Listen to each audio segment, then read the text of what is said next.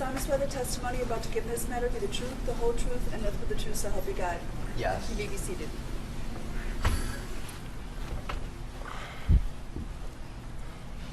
Could you please state your name, spelling your last name for the record? Kyle Rittenhouse, Rittenhouse.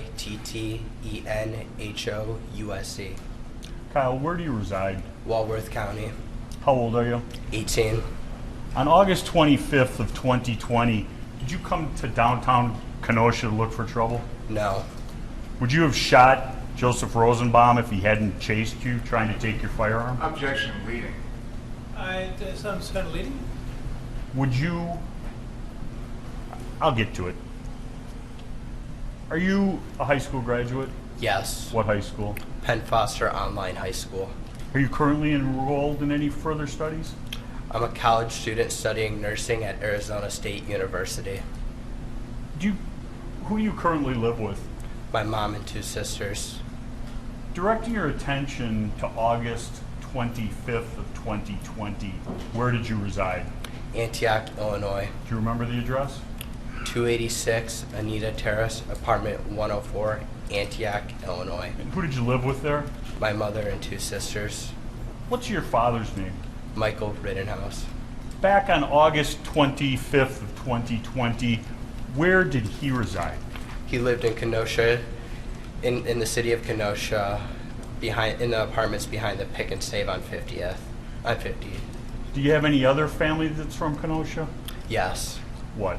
My grandmother, my aunt, my uncle, and cousins all live in the city of Kenosha. Okay. There's been testimony in this trial about the firearm in question, which has been marked. States 28. You've seen that gun? Yes. Before August 25th of 2020, had that gun ever left the state of Wisconsin? No. Now, before this event happened on August 25th of 2020, did you have any hobbies? Yes. Tell the jury what you like to do. I was a swimmer. I enjoyed working. I was a lifeguard. Hanging out with friends, going to the beach. Just normal teenage stuff. Were you a member of any groups, organized groups? Yes. What? I was a police explorer for Grays Lake Police Department, and I was a firefighter EMT cadet for Antioch Fire Department. Did you have any training in life-saving, anything like that? Yes. What? I was a certified lifeguard. I am a certified lifeguard and swim instructor. I am certified in Stop the Bleed, CPR, AED, automatic external defibrillator, and basic life support. Okay. On August 25th of 2020, where were you employed? I was furloughed at the YMCA in Lindenhurst, Illinois because of the COVID-19 pandemic, and I was working at the Recplex in Pleasant Prairie. Okay. Recplex here in Kenosha County? Yes. Now, on the night of the 24th, did you come to downtown Kenosha? Not downtown, but I came to Kenosha for work. Okay. And after your shift at work completed, where did you go? I went to Dominic Black's stepfather's house. I believe his name is Scott Dickhart. It's been a while since I've seen him. Okay. And who is Dominic Black in relationship to you? Dominic Black and my sister Mackenzie Rittenhouse used to date. Okay. And on the night of the 24th, were you aware of anything going on in Kenosha? I knew there was protests, demonstrations, and riots going on in the later evening. Okay. And how were you aware of that? I saw videos on social media, on Facebook live streams, TikTok of. I saw the Car Source lot being burned down, the Car Source 1, what we've been referring to. I saw a police officer get assaulted. He had a brick thrown at his head. And I saw the mattress store owner get knocked out, and I believe his jaw was broken and had to be wired shut or something. And you saw all of that on the 24th? Yes. Did you go to downtown Kenosha at that time and try and do anything about that? No, I did not. directing your attention to the late morning of August 25th, 2020, did you have occasion to go downtown? I did go to downtown in the morning of August 25th. Who did you go there with? I went there with Dominic Black, my sister Mackenzie Rittenhouse, and Ray Dickhart. And describe what you did. We walked around for a little bit, and then I believe at around 11:30 noon, we ended up at Rittenhouse Central High School, where we ended up cleaning graffiti for about, I want to say, an hour and a half to 2 hours.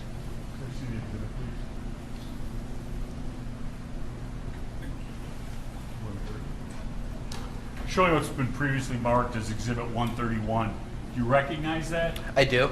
Could you describe what you see in that photo? Towards the left in the olive green shirt, that's me, and then to my left, that's Ray Dickhart, and to my right, that's my sister Mackenzie Rittenhouse. And What are you doing there? we're cleaning graffiti off of Rittenhouse Central High School. And were you getting paid to do this? No, I was not. And you see what the graffiti says? Yes. And you do what it said as you were cleaning it off? Yes. I won't repeat it. After you were done doing that, what did you do? We were walking, and we went to the car source lot, the first location, and we were looking at the destruction of the burnt cars, and we saw the owner, Sam and Sal, I believe that's what they told us their names were. And you saw, when we say car source, the one that you met Sam and Sal at is what we've been referring to as car source number 1? Yes. And that's the one that they just played a video of all the burnt out cars? Yes. Did you have any discussions with Sam and Sal? Briefly, I offered my condolences, and I said if there's anything I can do, please reach out to me. He gave me his number. I gave him my number, and You were with Dominic Black at that time? I was. And your sister? Yes. And what did you do after that? After that, we walked back to, I believe, we parked our car by, you see the parking lot? Do you have the pointer up there? Yes. We parked our car right in this parking lot in that corner, somewhere over there. I can't see that far, I'm sorry.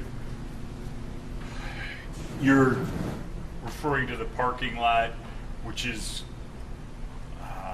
at the corner 59th and Sheridan. It would be the southeast corner, correct? Correct. And you're pointing the dot. You parked closer to 8th Street, correct? Yes. Okay, you can put the pointer down.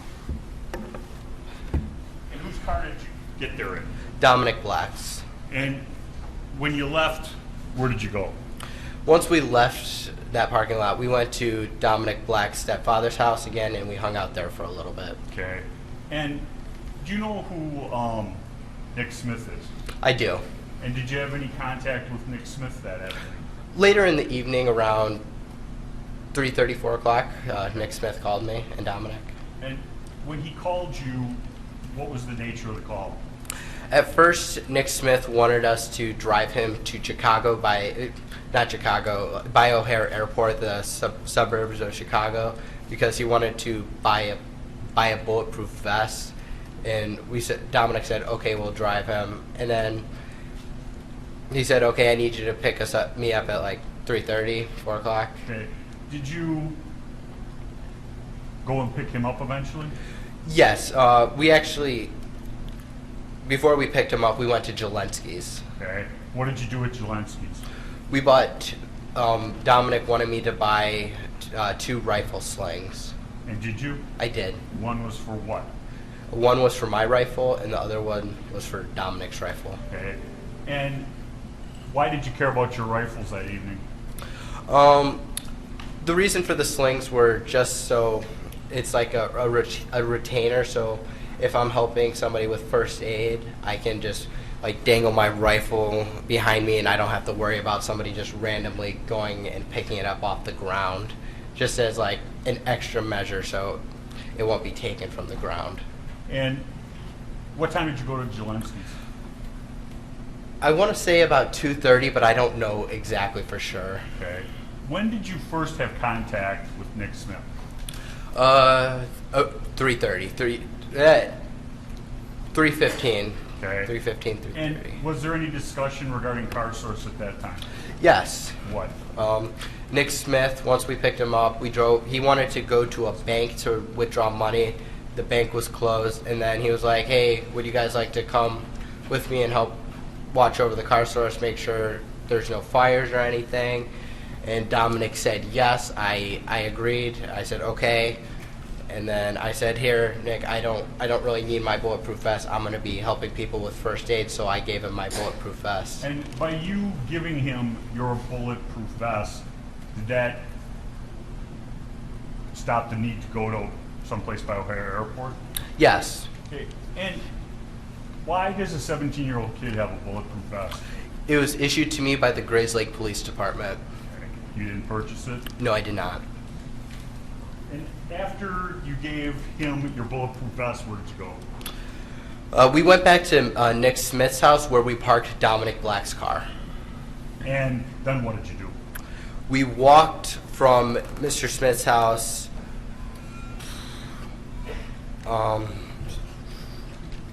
Once we parked at Nick Smith's house, we walked from Nick Smith's house to the car source 1, cutting through the Ruther Central backside parking lot because Nick Smith lives on the same street of. You don't have to say where Nick Smith Okay. lives. He lives within walking distance from here? Yes. Okay. And so you go to Car Source 1, Yes. and that's the burnt out one? No, car source 2, my bad, across the street. Okay. And at Car Source 2, that's where you spent most of the evening? Yes. Okay. When you first got to Car Source 2, the one at 59th and Sheridan, what happened?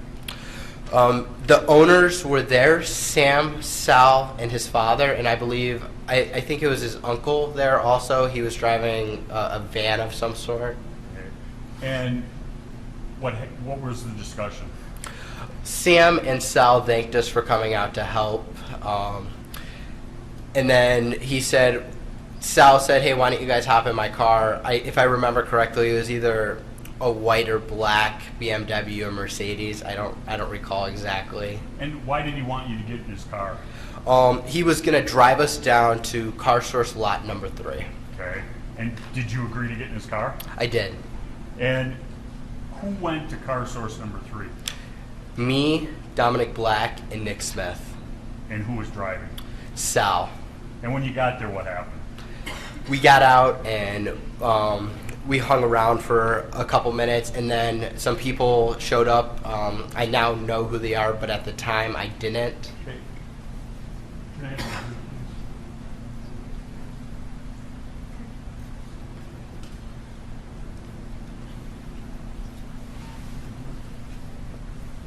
Show you what's been marked as Exhibit 3030. Do you recognize that exhibit? I do. And can you, Your Honor, can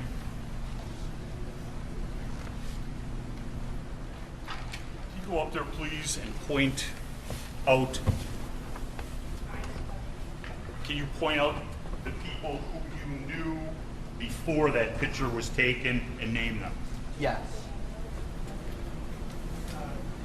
This Yeah. is.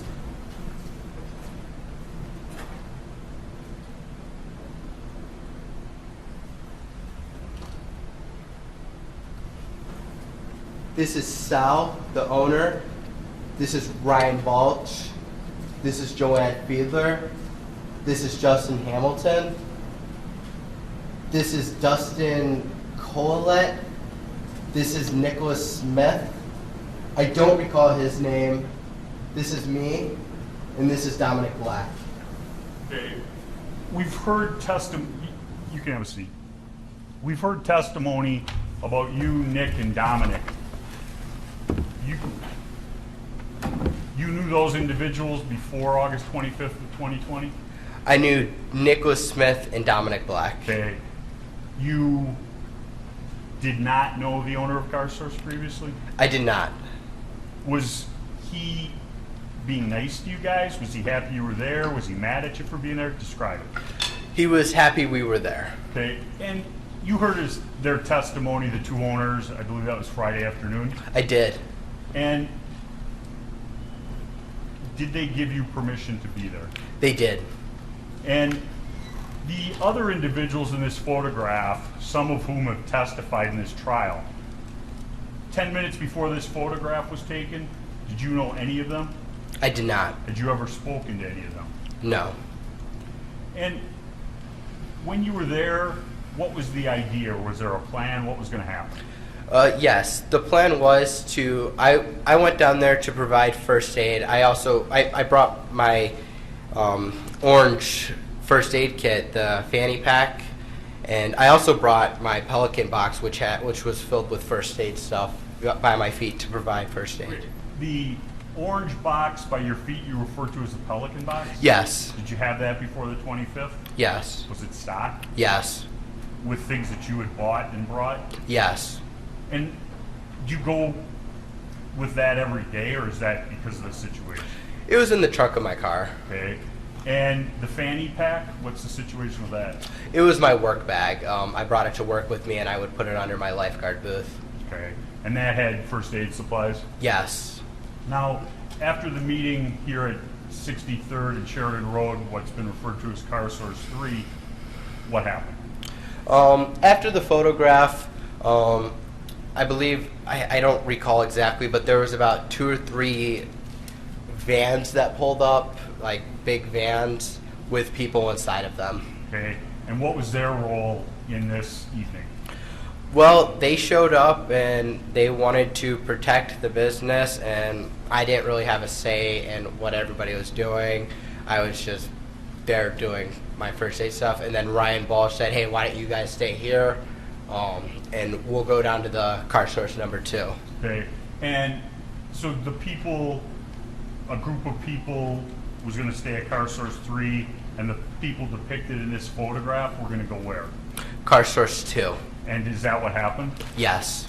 And so at that point then, Sam and Sal had coverage, for lack of a better word, at both of their businesses to protect the property, correct? Yes. So you get down to Car Source 2, did all of these people go there? Yes. Besides Sal, the owner, he did not. Okay. During the night, was Sam and Sal there? They were not. They left you guys there? Yes. I believe Nick Smith was in contact with them throughout the night. I'm not certain, but I believe they were. And you get down there, were you able to get in and out of the business? Yes. How? Sal, the owner, actually gave Nick Smith a set of keys. Did you personally see that? I did. Did he give you any other direction regarding any equipment or anything like that? He let us know where, like, the power washers and the fire. I think there was a single fire extinguisher in the building and some hoses, the hose hookups, just in case there was any fires we needed to put out at the lot. Anything else about the roof? He showed I believe it was Dominic Black and Nick Smith, the 2 ladders that were there to get up on the roof. Okay. And did you guys use those ladders? I didn't personally, but the people that were on the roof did. Okay. And you saw them use those ladders? I didn't see them, but that's how they got up there. Okay. Where were you predominantly at Car Source 2? I was in front of the car source too.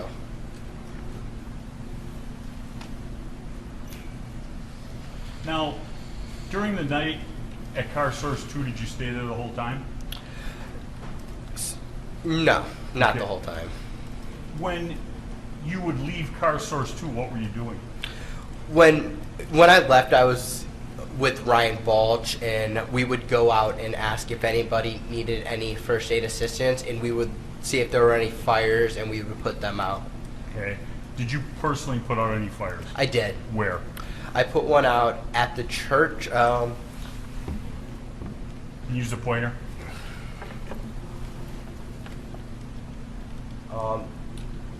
So right here was where there was the demolishing. They were breaking some stuff down.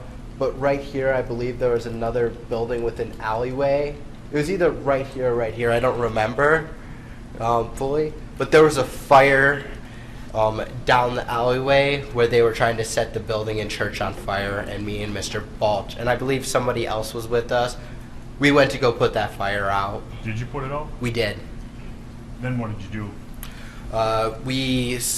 Around that time, we saw Ruther Central High School on fire, the front doors, and we were walking north down Sheridan Road to go put the fire out, and then somebody else put the fire out before we got to Ruther And when Central you High say School. the front, is that right here on Civic Park? No, sorry, that's my mistake. You're walking north on Sheridan. It's the side of the building on Sheridan Road, towards the left when you're walking north. In the general area where you had tried to help remove graffiti earlier? Yes, in that photo to the right. Okay. And during the evening, was there any friction between your group and protesters/rioters? No. The only type of stuff that happened was the person that attacked me first threatened to kill me twice. Okay. And the person who threatened to kill you, we now know is Mr. Rosenbaum, correct? Yes. Before August 25th of 2020, had you ever seen him before? I did not. Had you ever done anything to upset him? No. Now, you said he threatened to kill you twice. Yes. Describe the first time. The first time was me and Ryan Balch were a little bit north, towards the north corner of 59th and Sheridan, and Mr. Rosenbaum was walking with a steel chain, and he had a blue mask around his face, and he was just mad about something. Me and Mr. Balch were asking people if they needed medical help, and then he screamed, sorry for my language, he screamed, "If I catch any of you fuckers alone, I'm going to fucking kill you." And that was directed at you and Mr. Balch? It was directed at both of us, what I believe. And there was a second occasion where he threatened you? Yes. One. The second time was outside of the car source, and I don't know if it was directed towards me, but I heard it. He said to, I believe it was Joanne Fiedler, Dustin, Colette, and another guy. He was screaming. He said, "I'm going to cut your fucking hearts out and kill." I'm not going to repeat the second word, but kill you, N-words. Now, did you ever see Mr. Rosenbaum doing any physical property damage? I did. Where? I saw him with, I now know to be Joshua Zeminski. I saw him tip that trailer over and the porta potty. I saw him do both, and I believe he tried to start the porta potty on fire. I don't know. I don't think he succeeded. But then I saw him with Mr. Zeminski. He was either helping start it or he was like throwing stuff on it. I don't know which one he was doing. Where did you originally see that trailer? That trailer was in the St. James Church parking lot. Sort of like right over here in like the backish corner, what I remember. And did you see how it got from there to where it was put on fire? It was pulled. By whom? It was several people that pulled it into the street, but I can't tell you definitely who pulled it into the street. And you went down there and saw them starting a fire? I didn't go down there. I was at the corner of the car source lot. Okay. And you referred to Mr. Zeminski. Before August 25th of 2020, had you ever met Mr. Zeminski? I have not. Did you ever meet him since? I have not.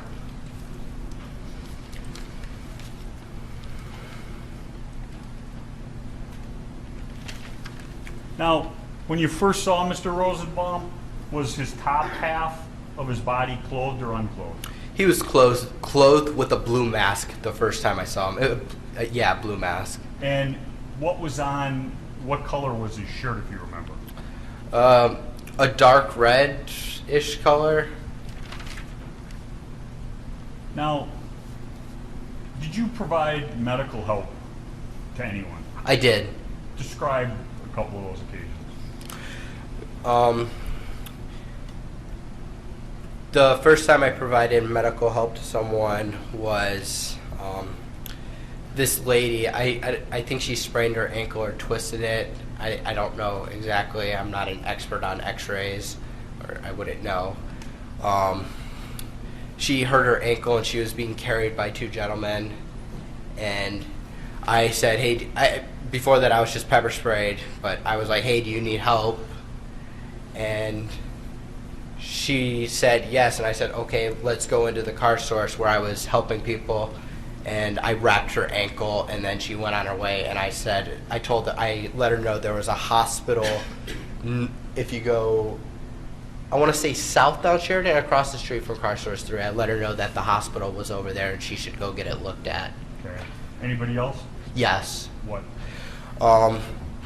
Somebody threw a chemical bomb, actually right after I heard I'm going to cut your hearts out from Mr. Rosenbaum. I don't know who threw it, but somebody threw a chemical bomb, and Ryan Balch had some effects of it, so I helped Mr. Balch with being able to breathe, and I helped flush his eyes out and had him drink some water. Okay. You, in the answer to the question just before, you said something about being pepper sprayed. I did. And where did that happen? That happened at the car source. I believe it's the first time a big crowd of people were over there. I was pepper sprayed by somebody that was in the crowd. I don't know why, but I was pepper sprayed. Did you do anything in retaliation? I did not. Now, directing your attention to later in the evening, did there come an occasion where you had contact with Mr. McGinnis? There was. And before this evening, August 25th, 2020, had you ever met or spoke to Mr. McGinnis? I have not. And you and Mr. McGinnis and Mr. Balch go someplace? Yes. And describe that. I get done with my interview with Mr. McGinnis, and I ask him. I asked Mr. McGinnis. No, I don't ask him. I said, if you want to come with us, that's fine, to document and film me and Ryan helping people. And he said, yeah, sure. And he followed behind us. And in that tape from Mr. McGinnis, there's talk about you being an EMT, correct? Yes. Are you an EMT? I am not. You have first aid and other training? I do. And you go to south on Sheridan Road? Correct. You cross 60th and Sheridan Road? I believe we stay just to the right going south on Sheridan Road. Okay, and eventually you cross Sheridan Road? Eventually. And were the Bearcats there yet? No. Yes, they were. Okay. Had they set up a line to stop people that you were aware of? Not that I was aware of. I just know they were parked right there and people were throwing rocks at them. Okay. Did anybody tell you not to cross that line? You wouldn't be able to go back? Not until later in the evening. Okay. You cross that line, and where do you go? We continue straight in a southerly direction down Sheridan Road. Okay. Were you going any place in particular? No, we were just going to see if anybody needed medical help, and I looked at a guy's shoulder on the way there. Okay. And you finish with the guy's shoulder, and you continue on, and what happens? I continue walking in a southerly direction down Sheridan Road, and then as I'm walking, I believe you guys have been referring to him as Yellow Pants. He said he said something to me. I believe it was, you were the one that pointed your rifle at me with the laser pointed at me. I believe that's what I heard. And I didn't.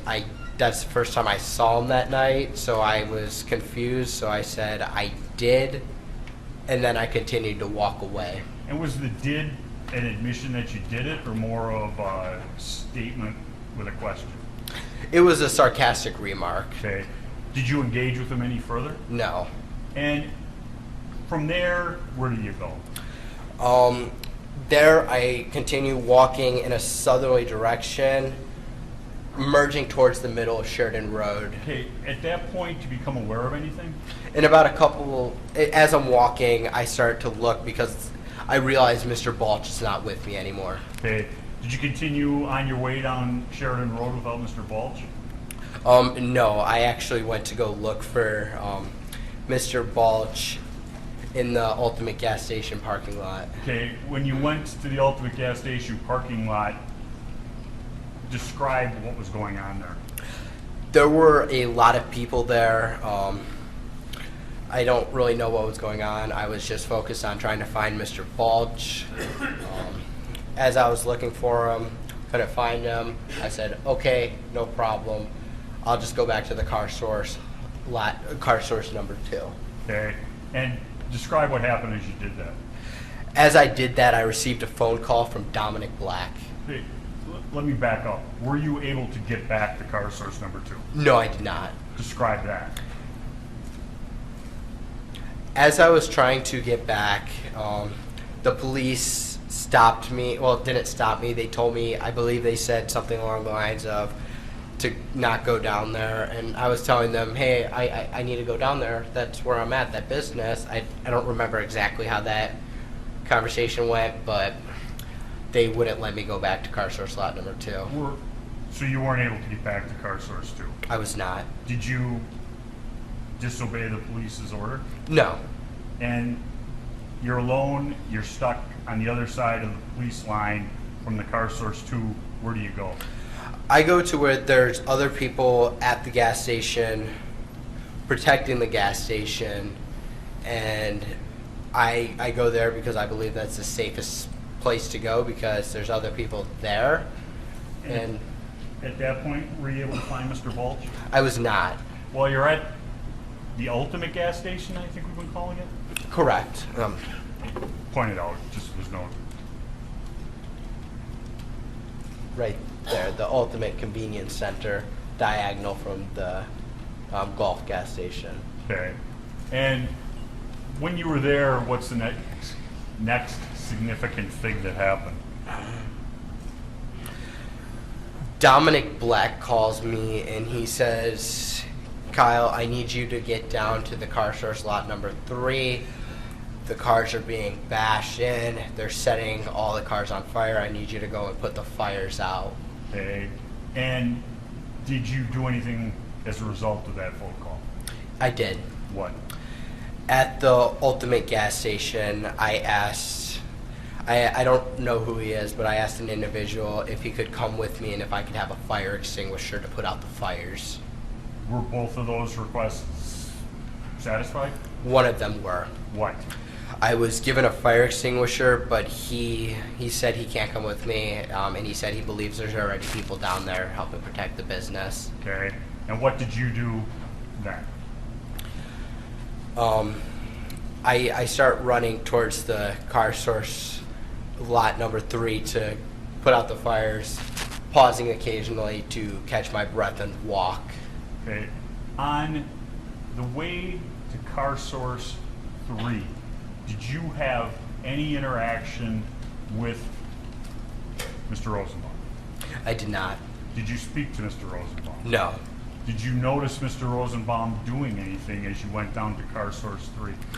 I didn't notice Mr. Rosenbaum until he came out from behind the car and ambushed me. Okay, I'll get to that. Did you run the whole way? No, I didn't. Okay. You had your gun, correct? Yes. And you had a fire extinguisher? Yes. And you had your medic? My medical bag, yes. And were you asking people about medic at that point? I was asking people if they needed medical help as I was getting down there. Did you receive any responses? No, I didn't. Describe your approach to car source number 3. As I'm walking down Sheridan Road,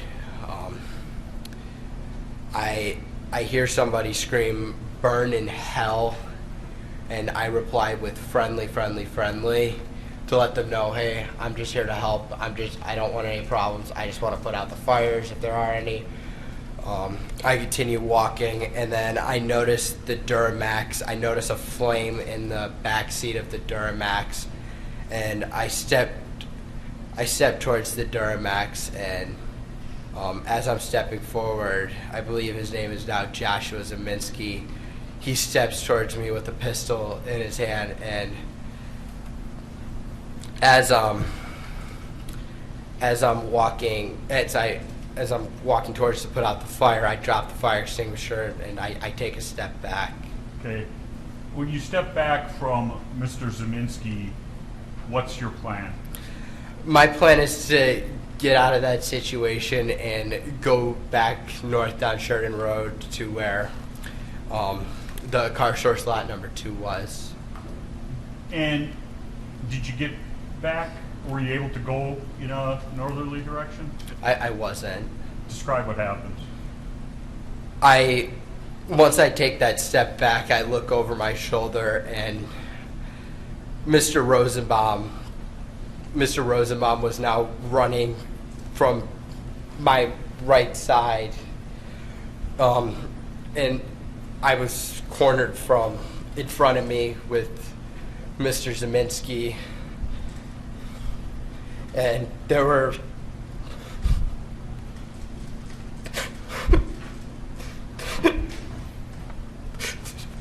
there were 3 people right there. Take a deep breath, Kyle.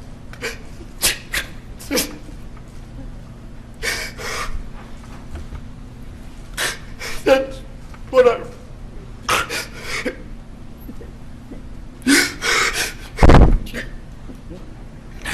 That's what I run. We're going to just take time for our break anyway. You can just relax for a minute, sir. We're going to take a break about 10 minutes, and please don't talk about the case during the break. Read, watch, or listen to any account of the trial. Kyle, you were testifying about coming into contact with Mr. Rosenbaum, Yes. and Oh, wait. I apologize. Oh, forgive me. We got everybody? Start over.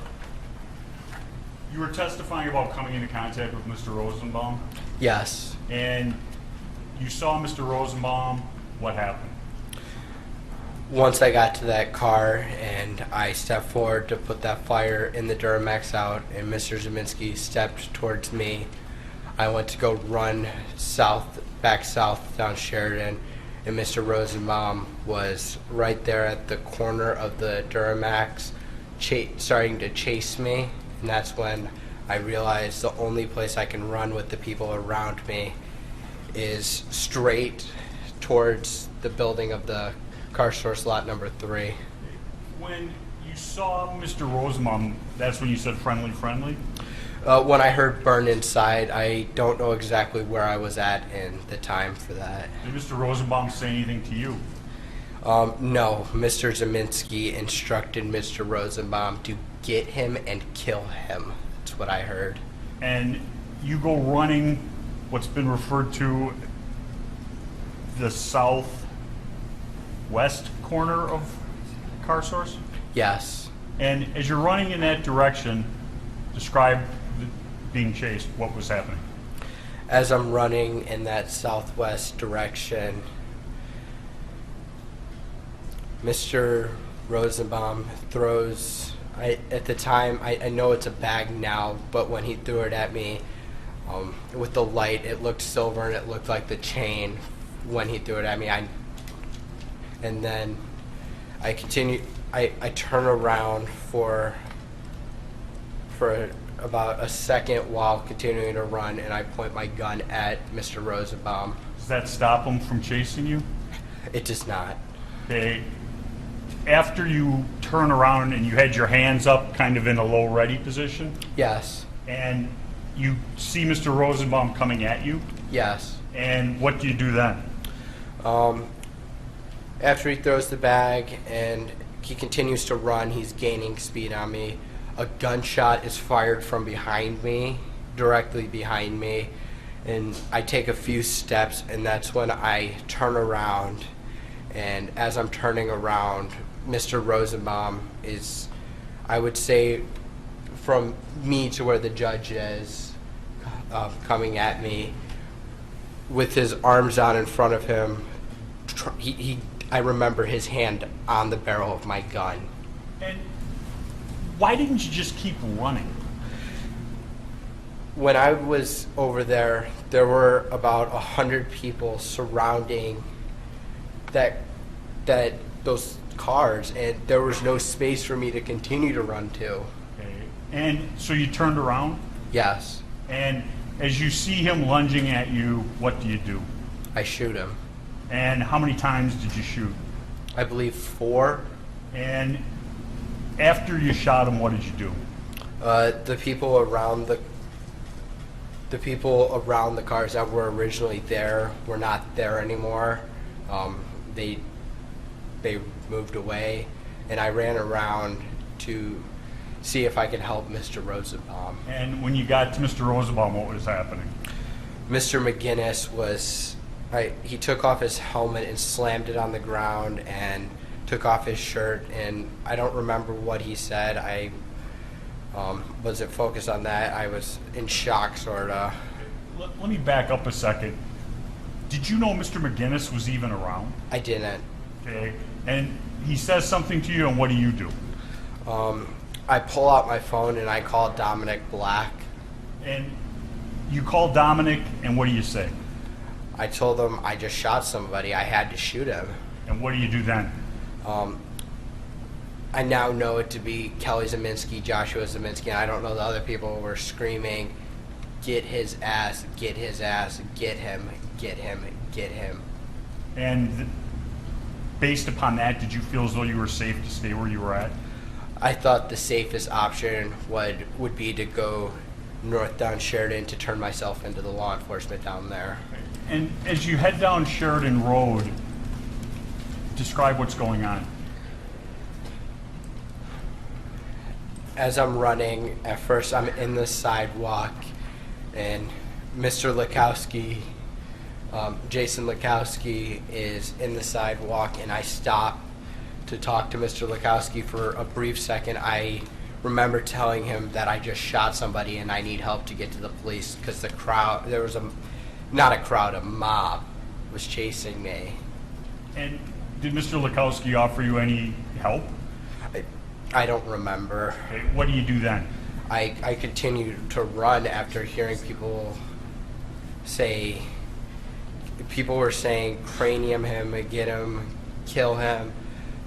People were screaming, and I just was trying to get to the police running down Sheridan Road. And you say, I'm trying to get to the police. Why were you trying to get to the police? So I didn't do anything wrong. I defended myself. Did you feel as though there was safety where the police were? Yes. And as you head down Sheridan Road, what's the next thing you remember? The next thing I remember is Anthony Huber striking me in the head with a skateboard. Okay. As you sit here today, do you remember talking to Gage Grosskreutz? Yeah, sorta, a little bit. I didn't know it was Gage Grosskreutz when he came up to me, but sorta. Okay. And when this individual runs up to you and gets how close? I would say within a foot. Did you shoot him? I did not. Did you point your gun at him? I did not. Why not? I didn't see him as a threat to my safety or life. Okay, was he armed at that time? Not that I noticed. Okay. And you continue running in a northerly direction down. I didn't see him as a threat to my safety or life. Okay, was he armed at that time? Not that I noticed. Okay. And you continue running in a northerly direction down Sheridan Road? Correct. And as you're running in that direction, you said the next thing you remember is Anthony Huber. Yes. Describe that.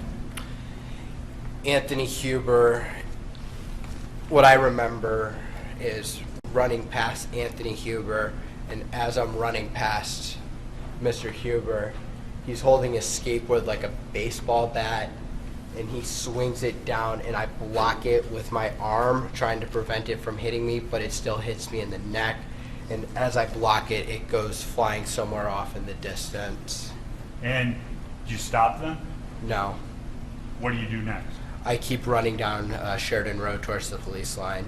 Then what happens? I get lightheaded, I almost pass out, and I stumble and hit the ground.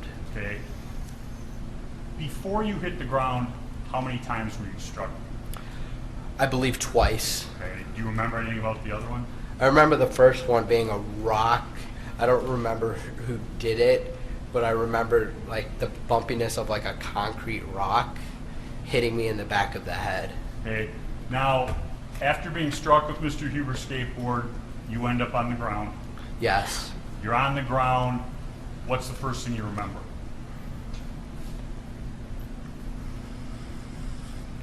As I'm on the ground, there are people around me. I don't recall how many, but I remember moving my rifle in their direction, and they back off besides one person. Okay. When you noticed people by you, you said you moved your rifle in their direction. Yes. Did that individual keep coming? The last person did. Okay. The people that stopped, what did you do to them? Nothing. Okay. And you're saying the last person in that group continued to come at you? Yes. And describe what happened. The last person, I don't know his name. I don't think he was ever identified. Jumps at me he was wearing boots, I believe, and as he's running at me and jumping, as his boot is making contact with my face, I fired 2 shots at him. Why did you shoot at him? I thought if I were to be knocked out, or he would have stomped my face in if I didn't fire. As a result of being kicked in the face, what happens? Mr. Huber, immediately after I'm kicked in the face, runs up as I'm sitting up to try to get up and get to the police. I'm on my back, and Mr. Huber runs up. As I'm getting up, he strikes me in the neck with his skateboard a second time. Then what happened? He grabs my gun, and I can feel it pulling away from me, and I can feel the strap starting to come off my body. And what do you do then? I fire 1 shot. And after you fire, striking, we now know Mr. Huber, what do you do? I lower my weapon, and I see Mr. Grosskreutz with his hands up, and as I'm lowering my weapon, I look down, and then Mr. Grosskreutz, he lunges at me with his pistol pointed directly at my head. Now, you heard Mr. Grosskreuz's testimony about re-racking. Yes. Did you re-rack your weapon? I did not. Could I have the exhibit, please? Make sure to see if you would.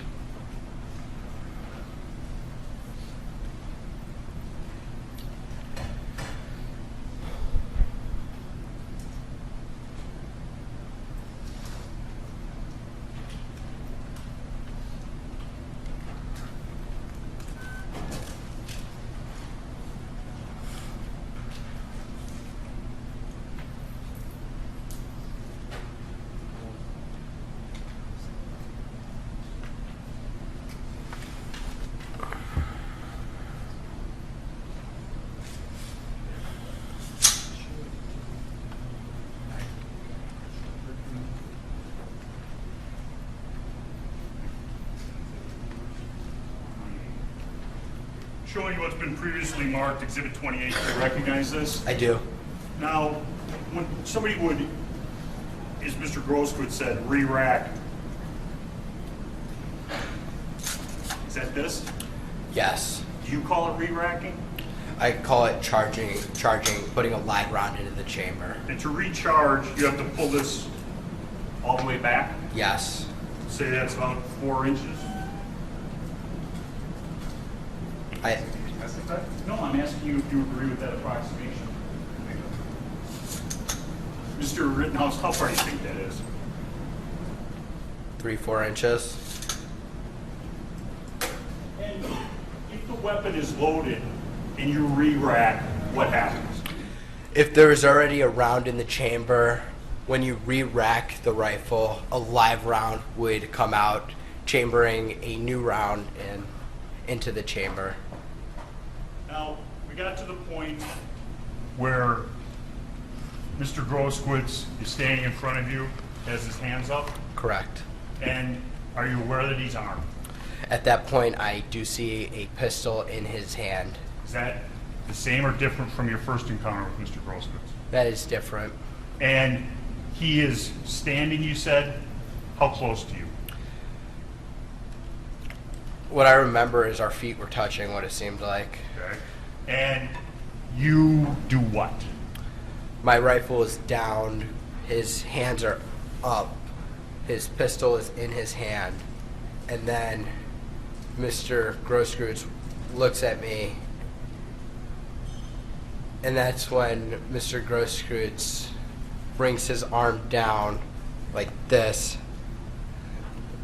like his arm is like that with me on the ground, and his pistol is pointed at me, and that's when I shoot him How many times did you shoot him? once. And after you shoot Mr. Groskowitz, do you know where you shot him? No. What happens after you shoot him? He's no longer a threat to me. There's only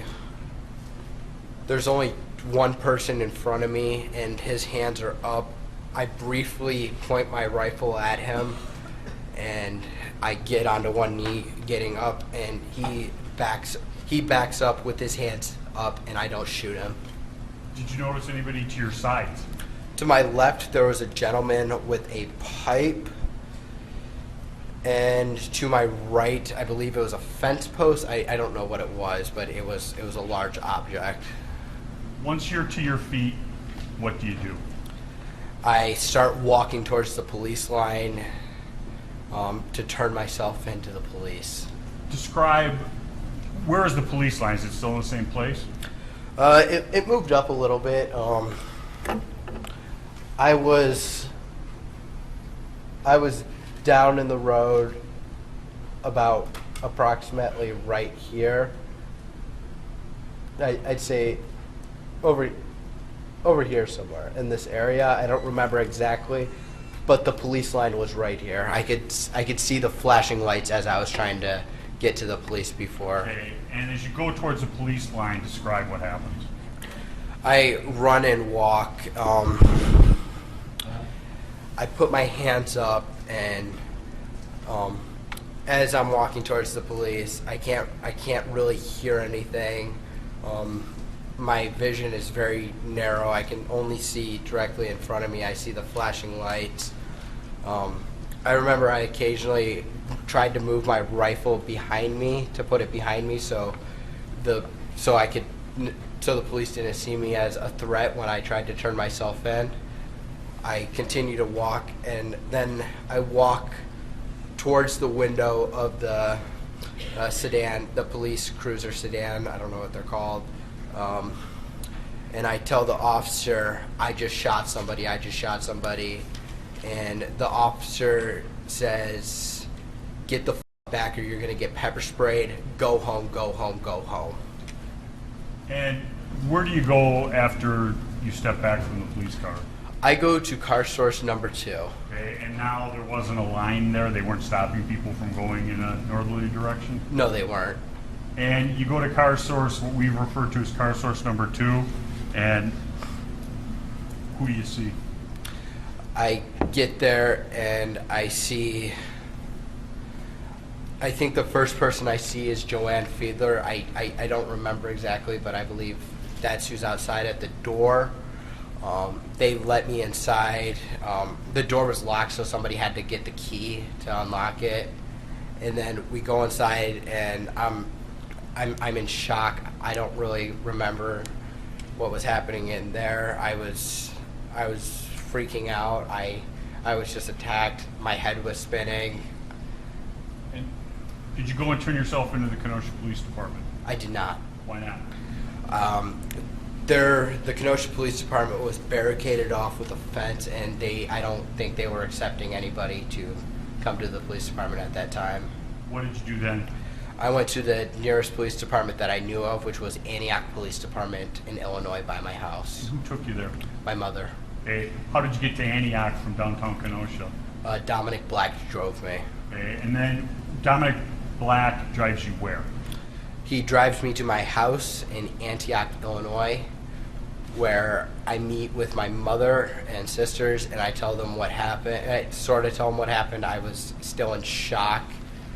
My head was still spinning, and then we go to the Antioch Police Department where I turn myself in. Who drove you to the Antioch Police Department? My mother. And did anybody else go there with you?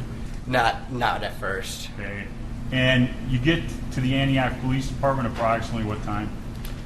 I would say about an hour after the shooting. Okay. And when you get there, are they looking for you? No. Did you have to explain to somebody? I had to tell them that I was just involved in a shooting in Kenosha and I needed Kenosha detectives. Okay. Did they take you into custody immediately? No. What did they do? They had me sit in the lobby of the police department. Were you handcuffed to a chair? I was not. Did you stay there? For about... I couldn't give you the exact time, but until Detective Howard and Detective Antaranium showed up. Okay. And were you having any physical discomfort as you waited there? I was vomiting and having panic attacks, and my head was spinning, and I couldn't think clearly at that point. I have nothing further. Mr. Tim?